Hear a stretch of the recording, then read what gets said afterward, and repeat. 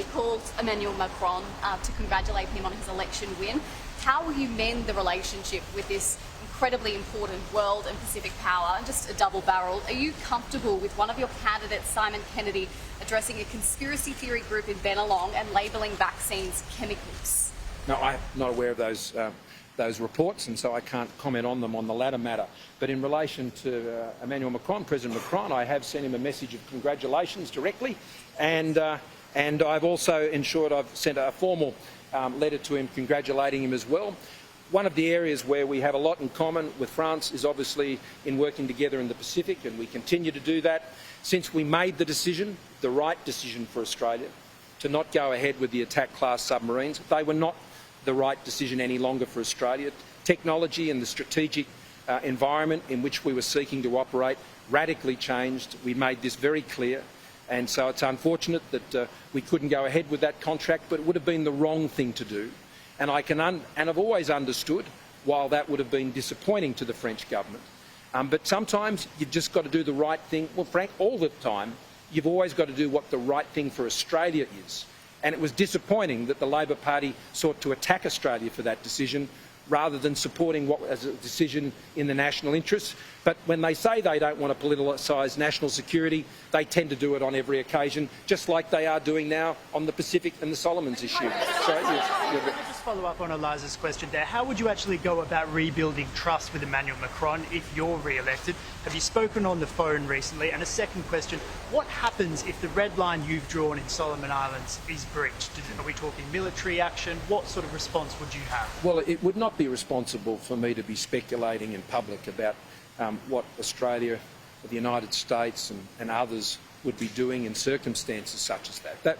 That would not be a responsible thing to do, and I'm sure you understand that. I understand you have to ask the question, but I'm sure you appreciate that no responsible Prime Minister would go into the sort of detail that you're asking for. That would not be in Australia's national interest to do so any more than it would be in the United States' national interest to do that either, or the interests of regional security. But let me stress what Prime Minister Sogavare has already communicated directly to me. They don't support a Chinese government military base in the Solomon Islands either. They don't want one there, just like other Pacific nations don't want those bases in their country either. See, our relationship with the Solomon Islands is about them and wanting to empower them and for them to have their national security.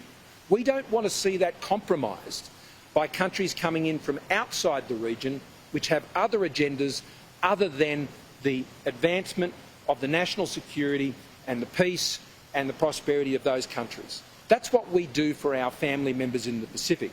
We don't believe those motives or ambitions are held by others seeking to come into our region. And that is a view widely shared amongst Pacific leaders.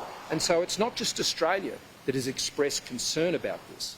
It is also other leaders in the Pacific. I engage with Prime Minister Ardern about these issues regularly, and she has expressed very similar sentiments. So on those two issues, I think that sets out where we're at on those issues. Oh, sorry, did I miss one? Oh, yeah. How would you go about repairing that? Well, last time I saw him was when we were at the G20. It hasn't been the focus of our engagement on issues we've been dealing with. We've been focused on things a lot closer to home, particularly in the Pacific, for obvious reasons. We've just been talking about that at some length.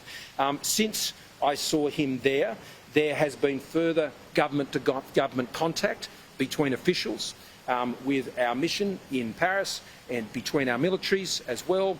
And so what we are seeing over time is things rebuilding.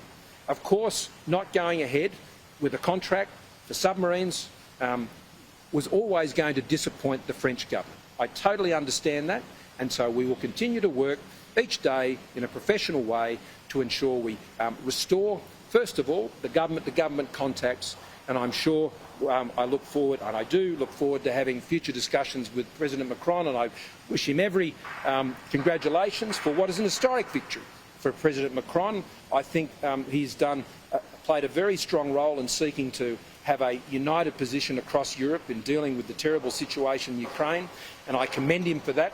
And I do know, because we have discussed at length the challenges in the Pacific, and particularly the challenges posed by the Chinese government in the Pacific, and he has a very detailed and very helpful knowledge of issues in the Pacific.